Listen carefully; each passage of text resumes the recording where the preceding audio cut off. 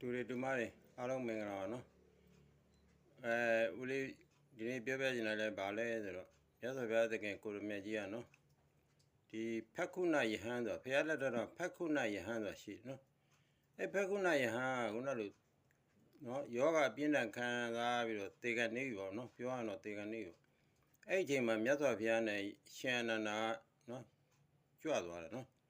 ကြွသွားတဲ့အခါကျတော့မြတ်စွာဘုရားဖက်ခုနမင်းဝေနာဘလို့နေသေးလဲအဲ့လိုမေးတော့ရှင်ဘုရားတပည့်တော်ဝေနာ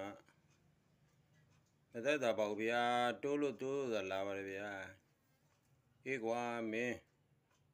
ဝေနာနဲ့ငါနဲ့ရောနေတာဟုတ်နော်ဝေနာနဲ့ငါနဲ့ရောနေတယ်ဆိုရင်ဦးလေးတို့မှာစိတ်ကနှစ်ခုမရှိဘူးလေနော်စိတ်ကနှစ်ခုမရှိစိတ်ကတစ်ခုပဲရှိအဲ့တော့ဝေဒနာဟာဝေဒနာပဲနော်ဝေဒနာခံစားနေတာပဲခံစားတဲ့စိတ်ကိုဝေဒနာကြည့်တဲ့စိတ်နဲ့ကြည့်နေသူ့ကိုတမာရီအားကောင်းတဲ့ခံစားတဲ့စိတ်ကိုနော်ဝေဒနာနော်ခံစားတဲ့စိတ်ကိုကြည့်တဲ့စိတ်နဲ့ကြည့်တဲ့အခါကျတော့နော်တမာရီအားကောင်းနဲ့ကြည့်တော့သူခံစားနေဒီနေရာနာလာတော့နာတာပဲကိုကခံစားတဲ့ဘက်မှာမနေတော့နော်ကြည့်တဲ့ဘက်မှာရောက်နေအဲ့တော့ဝေဒနာနဲ့သူကငါနဲ့ကွဲသွားတာပေါ့နော်နောက်တစ်ခုကမြတ်စွာဘုရားဗာပြောတော့ဖက်ကုဏဝေဒနာကိုခွာလိုက်ပါလားကွာဝေဒနာကိုကြော်လိုက်ပါလားကွာနော်ဝေဒနာကိုခွာလိုက်ပါလားကွာဝေဒနာကိုကြော်လိုက်ပါလားကွာလို့နော်မြတ်စွာဘုရားဖက်ကုဏယဟန်ကိုတေကန်ကြီးမှာပြောတယ်တဲ့နော်အဲ့တော့ဘာပြောတာလဲဆိုဝေဒနာကိုခွာလိုက်ပါလားကွာဆိုနော်ဦးလေးတို့ကဒီဝေဒနာဦးလေးတို့တေကန်ကြီးမြင်ပေါ်လာတဲ့ဝေဒနာနော်ဝေဒနာကိုဦးလေးတို့ကတမာရီအားကောင်းနဲ့သူ့ကိုပဲဒါလေးကြည့်နေဒါလေးစိတ်ထားကြည့်ဝေဒနာပဲနော်ငါနဲ့မရောတော့နော်အဲ့တော့သူကဝေဒနာရောဝေဒနာပဲဒါဝေဒနာပဲဝေဒနာဆိုတာဝေဒနာခန္ဓာပဲနော်ခန္ဓာ၅ပါးထဲမှာတပါးပေါင်းပြီးတော့ဝေဒနာခန္ဓာပဲအဲ့ဝေဒနာခန္ဓာဟာဘာလို့လာတာလဲဆိုတော့တတ်ဖို့လာတာနော်ဦးလေးတို့တတ်ဖို့လာတာအဲ့ဝေဒနာခန္ဓာလည်းခိုင်မြဲတဲ့သဘောရှိလားဆိုခိုင်မြဲတဲ့သဘောမရှိပါဘူးနော်သူလည်းမကြခင်ပြည့်ရမှာပါနော်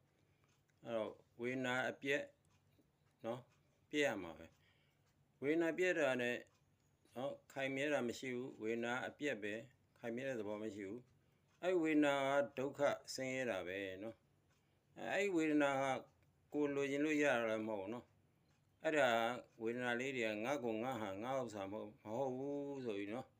ကိုယ့်ရဲ့ဉာဏ်ပညာနဲ့သုံးသပ်သူ့ကိုခွာထားနော်သူ့ကိုတမာရီအောင်ကောင်းနဲ့ဩဒါဝေဒနာပဲဝေဒနာခန္ဓာပဲသူကခိုင်မြဲတဲ့သဘောမရှိဘူးသူကငါတို့တတ်ဖို့လာတာပဲသူ့ကိုအဲ့ဝေဒနာလေးကိုဒါလေးသူ့ကိုရှုနေရနော်